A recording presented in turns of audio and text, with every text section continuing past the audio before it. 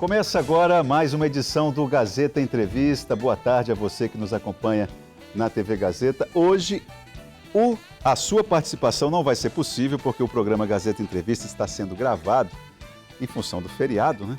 Então você não vai, infelizmente, poder fazer a sua pergunta para o deputado estadual Daniel Zen, que é com quem eu converso agora nesse primeiro bloco do programa. Daniel, obrigado pela sua vinda aqui no Gazeta Entrevista.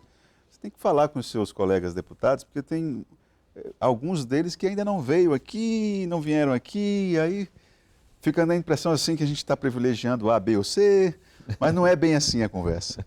Quem tem um mandato público, imagino eu, penso eu, que é quase obrigado a falar com as pessoas, né? Claro, e um programa desse, um espaço desse é importante. Bom, falo isso para a gente começar a nossa conversa. Você recentemente organizou um encontro a respeito de um assunto que está na ordem do dia, que é a reforma da Previdência. Trouxe especialistas, aliás, eu fiquei até impressionado como falam fácil, né? Eu acompanhei um pouco pelo que a gente noticiou. Afinal de contas, que balanço que você faz daquele encontro? Olha, tá, boa tarde, né? Te agradecer aqui pelo espaço, pela oportunidade de a gente falar com a população, mais uma vez.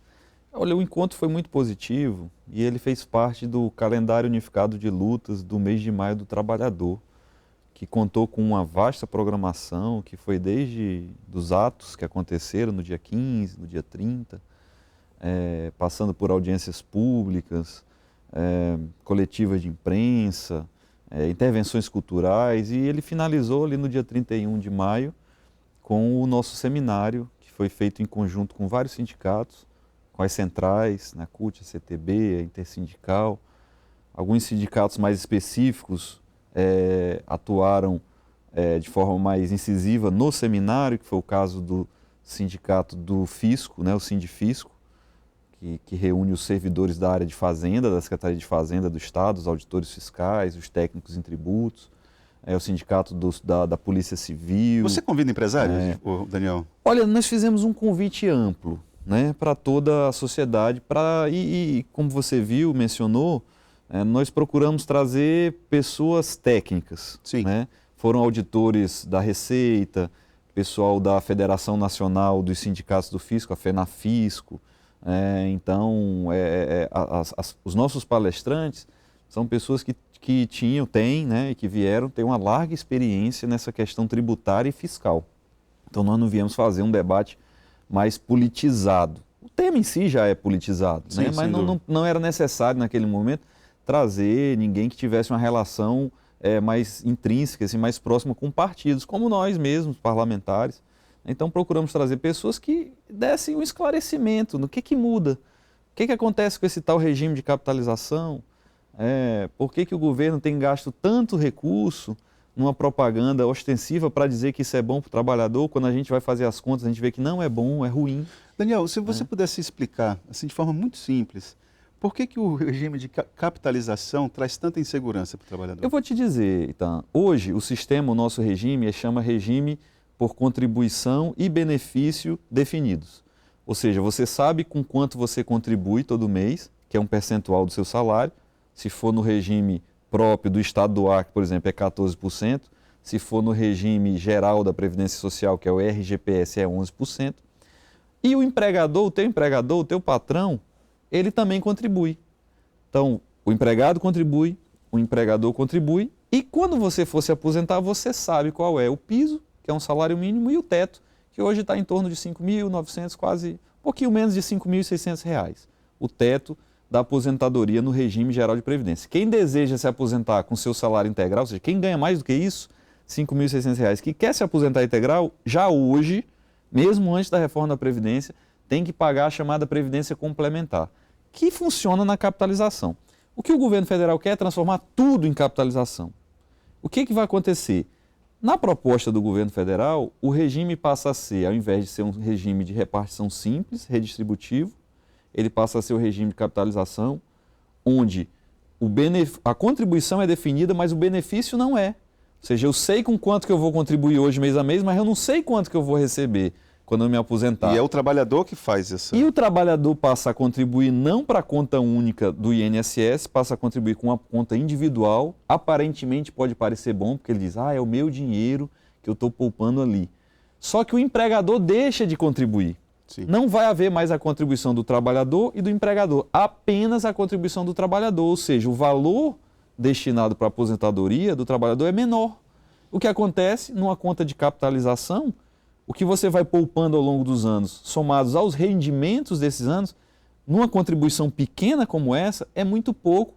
Quando você faz os cálculos, bota juros compostos, etc., você chega num salário na sua aposentadoria inferior a 40% do valor do teu salário da ativa. E isso é muito ruim para qualquer trabalhador. Isso está acontecendo no Chile. E nos 30 países que experimentaram esse regime, mais da metade estão voltando atrás, porque ele gerou o quê? O empobrecimento do idoso. Quando você chega na sua fase da vida em que você mais precisa do suporte do Estado, quando você tem menos amparo, para comprar remédio, para você fazer seus tratamentos de saúde, ou seja, quando você já está numa condição de idade mais debilitado, é quando você vai ter menos amparo. E o argumento de que isso aí alimenta a possibilidade de maior investimento por parte do empregador? Olha, na verdade alimenta apenas a margem de lucro do trabalhador ou do empregador. Uma vez que o empregador vai deixar de contribuir com a sua chamada cota patronal e também vai deixar de contribuir porque deixa de ser obrigatório o recolhimento para o FGTS, o que acontece?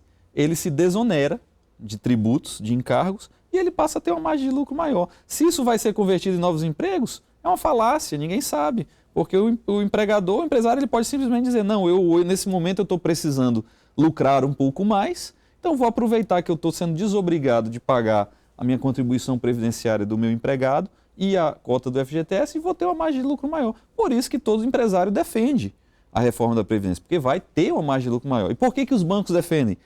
Porque esse dinheiro do trabalhador vai hoje, ser depositado nos bancos. Em vez de ser depositado lá no INSS, vai ser depositado no banco. Nós estamos falando de 175 bilhões de reais ao ano só no regime geral de Previdência. E em se tratando do Brasil, nós estamos falando de uma meia dúzia de instituições bancárias. Exatamente. Né? Então... E aí você vê que está todo mundo, o setor bancário, o setor empresarial, todo mundo adorando a ideia. E o governo gastando milhões e milhões de reais em propaganda para convencer o trabalhador de que é bom. E, infelizmente, muitos trabalhadores acreditando na cantilena do governo federal. Mudando um pouco de assunto, esses cortes no orçamento das instituições federais, Daniel, esse debate que está em todo o país, como é que ele foi, na sua avaliação, conduzido aqui no Acre? Você entende que esse tema a comunidade abraçou, entendeu? Olha, Itan, eu acho que mais até do que a reforma da Previdência, eu acredito que hoje esses são os dois temas cruciais da pauta nacional e também da pauta estadual da política. A reforma da Previdência de um lado e os cortes da educação de outro lado. Os cortes, ou contingenciamento, ou bloqueio, como queira chamar, tudo resulta na retirada de investimento da educação. Eles têm prejudicado diretamente as universidades e os institutos federais. Eu tive com a reitora professora Guida, reitora da UFAC, e ela me disse com todas as letras, pessoalmente, e falou que inclusive ia informar o governador, mesmo sabendo que não é uma responsabilidade do governador do estado, e sim do presidente da República, do ministro da Educação, mas ela me disse que com esses cortes, se não houver uma reversão do contingenciamento do bloqueio, a universidade não funcionará no segundo semestre de 2019. Os recursos não são suficientes nem para pagar a empresa que faz a limpeza, que faz a vigilância do campus. Então é grave, isso é muito grave. E não só das universidades e dos institutos. Esses cortes não afetam só o ensino superior. Eles estão começando a afetar a educação básica, ou seja, as escolas das redes públicas estaduais e municipais. Por quê? Porque foi aprovada 2 anos atrás aquela emenda constitucional do teto dos gastos. Teto dos gastos. Uhum. Então hoje o orçamento ele só atualiza segundo a inflação, ele não tem crescimento real. E aí quando você vai atualizando só pela inflação, você vai tendo um decréscimo Nem do empata, orçamento. né? Não empata. Ele vai baixando ao longo dos anos. O que acontece? O nosso Fundeb, que é o Fundo Nacional de Desenvolvimento da Educação Básica, que foi criado no governo Lula, substituindo o antigo Fundef, que havia sido criado no governo Fernando Henrique. O Fundeb ele tem prazo para acabar. No ano de 2020, ano que vem, o Fundeb acaba, porque ele era um fundo temporário. E o debate que está sendo travado hoje no Congresso Nacional, que nós estamos tentando trazer aqui para o Estado... E agora?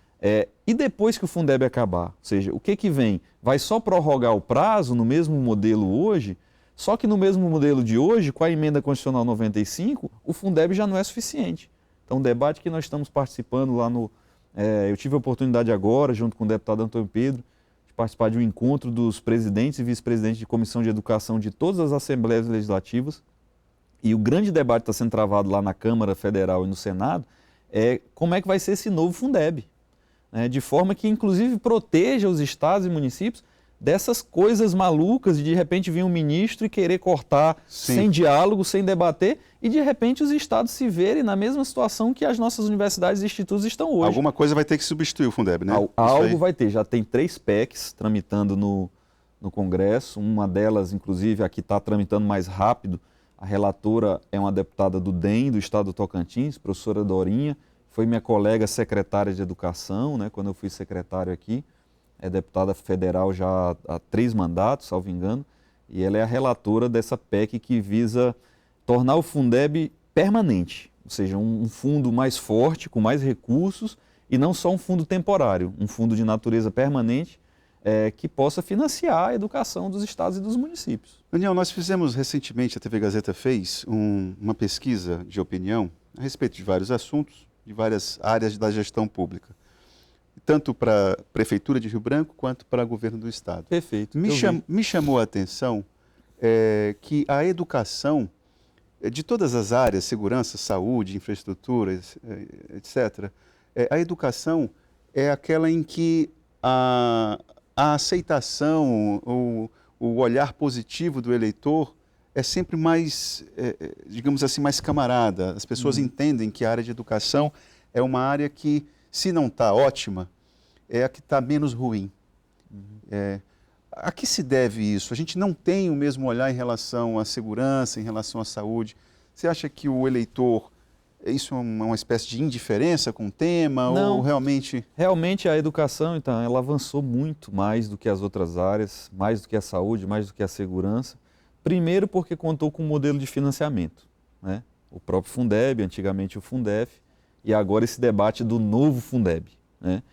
Segundo, porque conta com planejamento de longo prazo, os planos nacionais de educação e agora com os planos estaduais e planos municipais, ou seja, tem metas para serem atingidas. Terceiro, porque existem avaliações periódicas do aprendizado dos alunos e isso vai balizando o fazer prático do dia a dia, tanto de professores, como servidores de apoio, como de secretários, como dos próprios governantes, prefeitos e governadores. Então, a educação ela se estruturou ao longo das últimas décadas de uma tal forma em que eu não diria mais fácil, mas existe um controle social maior.